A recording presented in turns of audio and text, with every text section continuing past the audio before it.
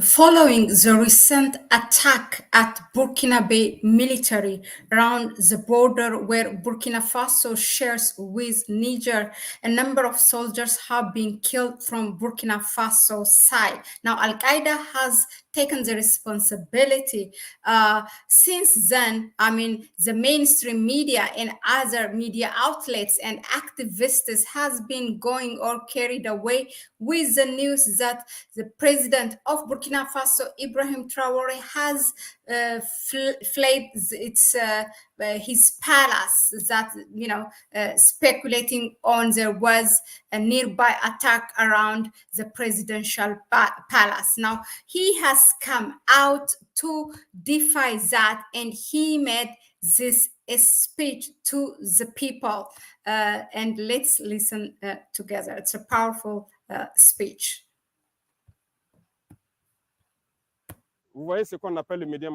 Western media is not new. You're journalists. You work in the media. Do you see what we call the media lie?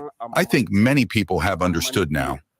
Most of them are media liars. They spent their time lying, manipulating. And today, when I watch them in their reports, it's shameful, and it's very good.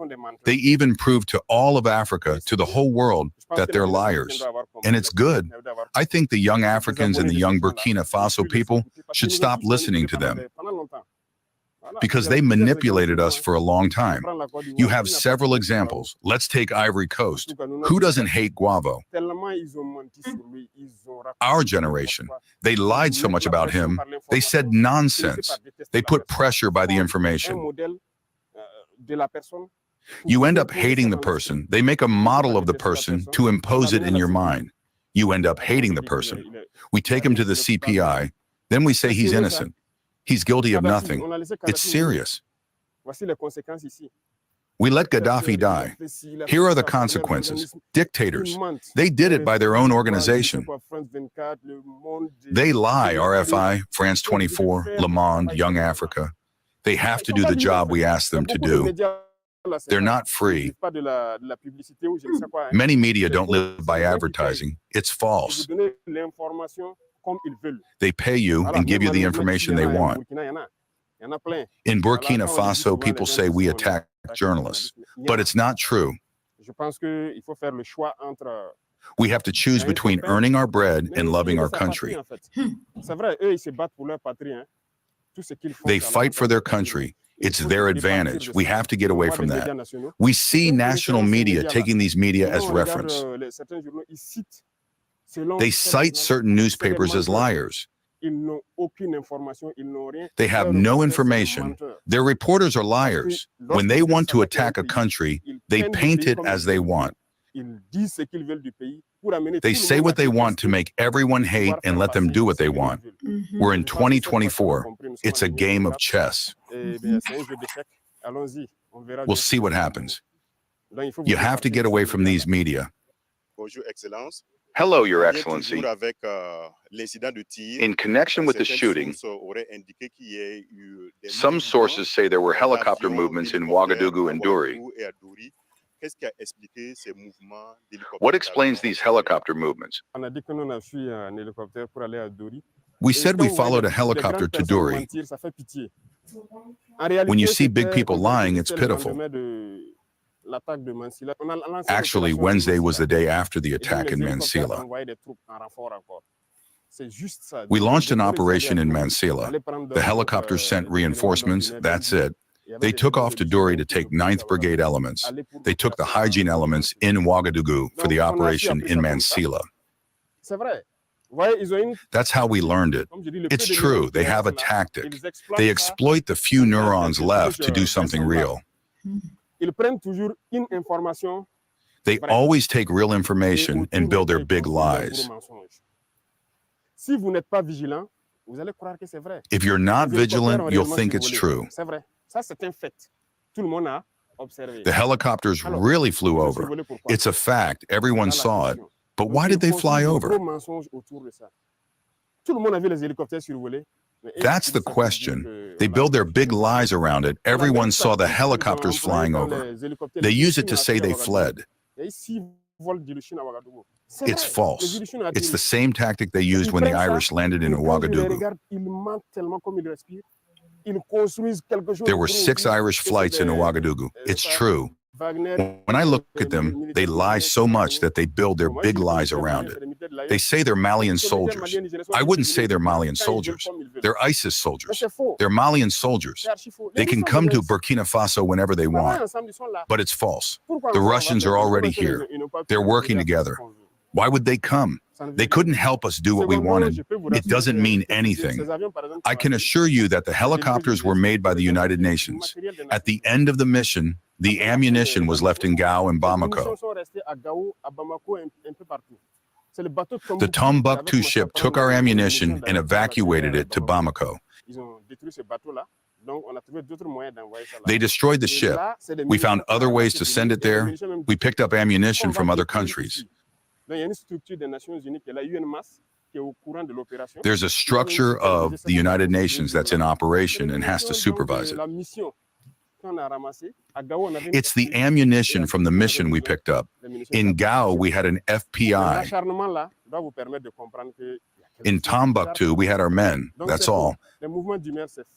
But this is all strange. It's false. There was nothing. Yesterday, or the day before yesterday, the FPI had to communicate. But we didn't even want them to communicate. The soldiers' parents started calling them. We asked them if they wanted to meet. They said they were in operation. Some were in Manzala, some were in Bani.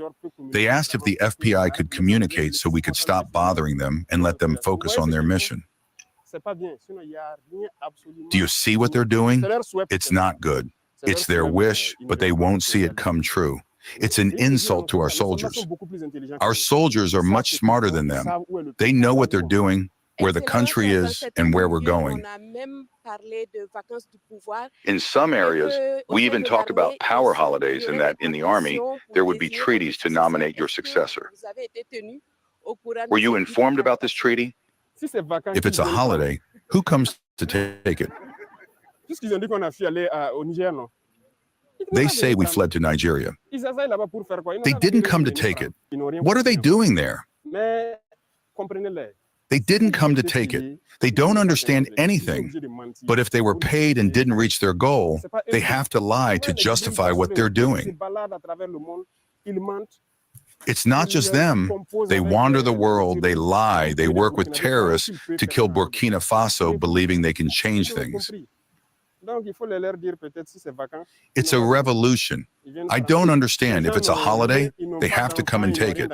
These people have no children. They have nothing in the army.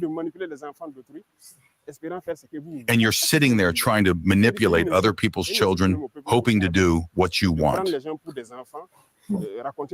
Are they smart? It's an insult. It's an insult to the Burkina Faso people to take people for children, to tell lies and think people will swallow it.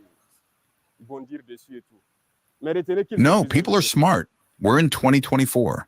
It's not the time when people can see information and jump on it, but they have several goals. It's chaos. It's destabilizing Burkina Faso because they don't like what's happening in Burkina Faso. And that comforts us. It makes us want to reach our goal. So don't be afraid of that. A lot of information has been released. What is your message to Burkina Faso and to the diaspora who are questioning the transition? People will understand. We're here. Maybe they'll say it's fake. Come shake my hand. Maybe they'll think it's real. At least it's not fake. They have all the technology. We don't have that level yet. We're free in our country. People shouldn't worry. I said they have many goals. One of the goals is to scare investors by saying Burkina Faso is unstable. You know, Burkina Faso has been one of the 10 most attractive countries in Africa. Investors want to come to Burkina because they see the vision. They see that this country can develop with what we're doing. A lot of people come to invest in Burkina. When they do that, it scares investors. That's their goal. So tell Burkina Faso and other investors to come to Burkina. What they say is very false. Burkina is stable. They can come. They can believe in Burkina. All those who read the media are lying. It's what they say. That's one of their goals. They have a plan, but we know we're waiting for them. Maybe next time we'll tell them to watch TV. It's not just the next plan. They're trying to hack applications in Burkina Faso to disrupt certain things. We're waiting for them. They're not doing anything. When they start lying, it's because of something. But we're waiting for them. We'll give them the right answer. Those who are inside and continue to manipulate will understand us. Now it's over. We've given them time to tell their lies. We'll act firmly. We don't want people to go outside and say things like that. It doesn't mean anything. It's unfortunate that Burkina Faso is outside and participating in this. There are many voices that continue to be heard. We don't know what we've done to them, but they're still lying. No one will listen to them. We want to reassure everyone that Burkina Faso is still peaceful and undisturbed. We're still working for the happiness of Burkina Faso. With everything that's happening, are you afraid for your life? How do you deal with everything that's happening? The reason is that the emotion is black. They're playing with emotions. When they finally make everyone understand that they're the cause of the attacks, they try to use that to create emotion. Because in their heads, black people have emotions. We fight for our emotions. They made an analysis about the attacks in Rock, in Gaskinda, in Damiba. That's how it is in their heads. You can't change that. We have to create an unfortunate incident to hope that will leave. Because Burkina Faso has emotions. They don't know Burkina Faso. We're not just emotions. We know where we're going now. People have understood the essence of our struggle. We're not afraid. We've never been afraid because we've had the chance to live in a situation where we should have lost our lives. I'm telling you, there are situations where only God knows how we got out. Otherwise, we wouldn't have stopped here. I often sit down and think about certain things. I ask myself, God knows what he's doing. If it's fear, we don't know what fear is. We never know what fear is. If we wanted to know what fear is, we would have started to be afraid when we started to live in Sam bourgeoisie. They expect us to have an account in their country, to get up one day and say, if you do this or that, we'll close down. They'll never have our accounts there. We don't care. All we do is for Burkina Faso. We don't even want to leave Burkina Faso. We're at peace here. There's a lot of space elsewhere. If we want to do tourism, we go to Bamako, Niamey, or other cities. We don't care to go elsewhere. We're good in our space here. We don't know what fear is. We've decided to fight for our country. We know the risks around us. We've given up our lives for this. Why should we be afraid? We've given up our youth for a mission for our country, so there's no fear. You can leave without fear. The next phase to which we have to be very careful is artificial intelligence. Be careful. I sometimes see videos of me speaking Spanish or Chinese. I thank those who do it because they can translate our speech. But it's very dangerous. This phase will come. Hack, so stay focused. Do the patriotic work you do. Thank you. Be brave. I hope your morale is back up. Don't be afraid. They're here for you. It's been exactly a week since the incident happened. I'm going to go and see where the rocket fell. But know one thing, those who are here to protect you, who unfortunately caused the incident, because you see them posted around, they probably tire you a lot lately. Every morning, because they have reinforced security for several months, which leads to a lot of searches and disagreements. But it's for you. It's so that someone can't come and hurt you here because you are very important. It's a strategic place. It is in the case of the student heir that wanting to verify a certain number of things, unfortunately someone had the shot fired. Those who were next to it and the one who fired were also injured. So they were transported to Yalgado that day. God bless them, they left Yalgado, with some sequels of course, because the rocket doesn't forgive, especially at the level of the hand. Unfortunately, the rocket went to the court of the RTB here, and we can still go back, thanks to God, because there were no victims as such. There were 2 injured, taken care of by the president's infirmary. Immediately, as soon as the council could come, we also noticed the damage and realized that the situation of the injured was stable. I hope it will get even better. As a civilian, it's normal, the trauma. You've never heard of a rocket shot next to you, even if you're like a target. It's understandable. We set up a team of psychologists to try to take care of these 2 injured and all the staff. It's not to draw blood against you. It's just an incident, it happens. In the handling of weapons, it always happens. That's why in the ISTC there are rules. Unfortunately, incidents can happen, it always happens. And often it's even unfortunate. So we can go back, thanks to God, that there were no deaths. All the injured are recovering. We say, God, thank you. Nobody wants to be surprised. So when an incident happens, everyone wants to make sure that these work tools work very well. It's normal, it's logical. But we're in the city and these incidents shouldn't happen in the city. So don't be more worried than that. I hope the tension is going down. It took us a while to come and see you for just one reason. We could explain to you why. Otherwise, the next day we could come and see you.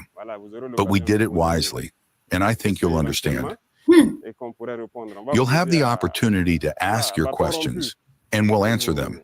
We're going to use a broken stick to relieve your stress, because I see that there's so much information that's leaking everywhere.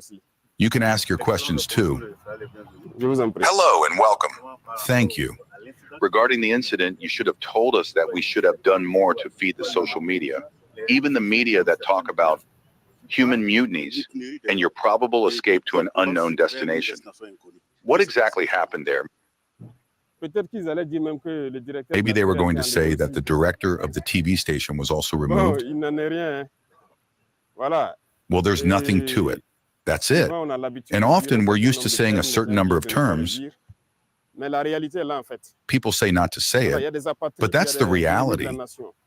There are apathetes, there are enemies of the nation, and there's a speech by Sankara that I saw you broadcast the last time I followed.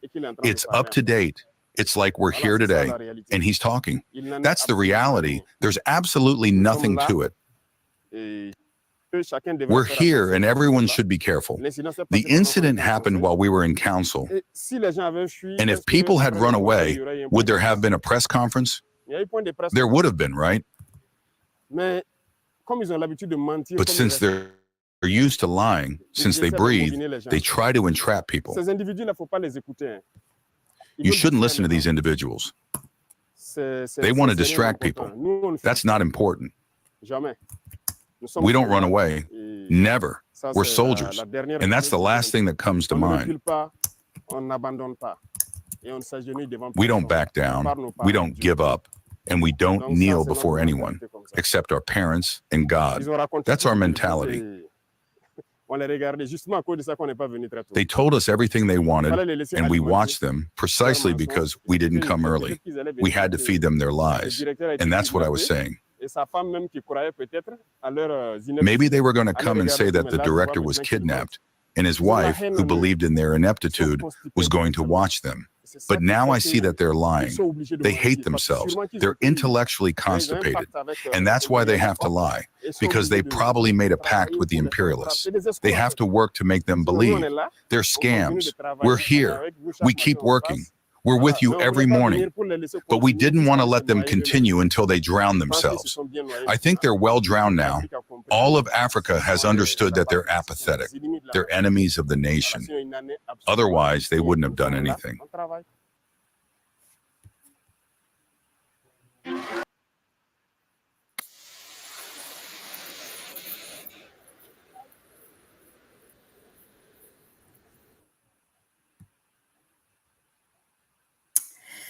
Thank you very much, all of you, for tuning in. So you have seen that President Ibrahim Traore coming out and telling his people that he did not run away from the presidential palace or anything, but it's just a false propaganda of the Western media and other media outlets which are hired by them. And he explained very well what happened to our ancestors, to other Pan-African leaders, including Gaddafi. So all this is an orchestrated character assassination against Ibrahim Traore. And we see it every day. By now, all of you really, if you have been following how the West operates, you would know how it works. It all starts from media by character assassinating the leader if that leader is not obeying or vowing to the Western rule or whatever is coming from that side. And then, if you are really committed to get your economic freedom, so they will do everything from character assassination, weaponizing rebels in your country, even taking the case to the United Nations Security Council, providing, supplying terrorist attack in your own country. All these are methods how they operate to throw away that government. And we have seen it all our lives, really. And I can tell you thousands of things to what happened to Ethiopia and other countries also in the continent. So you should know. And then they will also demonize the leaders. They will say he has committed or she has committed a genocide, this and that. They will try to bring you the Hague or ICC, which only they bring when it is an African leader, and other things. And they even assign a black, they will throw a black face to pass the decision on you, that they will use your own people, just like to assassin you. They use your own bodyguard or whatever. So this is how it works. But he came and he spoke. He really very, very powerful speech. It's something that we all should let in sink in. The man knows what he's doing. Thank you very much again. I don't want to make it long. Hello, the Juma booting. Yeah, exactly. They are intellectually constipated. And my quote from this speech is that it's 2024. It's a game of chess. We have to play our game carefully. That's what also he said. Life is a matrix. He said intellectually constipated. Wow. Okay. And David Otton said, excellent. He's so able. Mr. Traore is a great assassin to not only to his people, but to the people indefinitely, that we don't want to lose him. So that's why we come and, report to you as history is in the making. So thanks again. And I will see you on the next one. Support our channel through our PayPal account. And you can also, share the video with others, subscribe to the channel, hit that notification bell, give us a like if you find the information we bring you is informative enough. Bye-bye.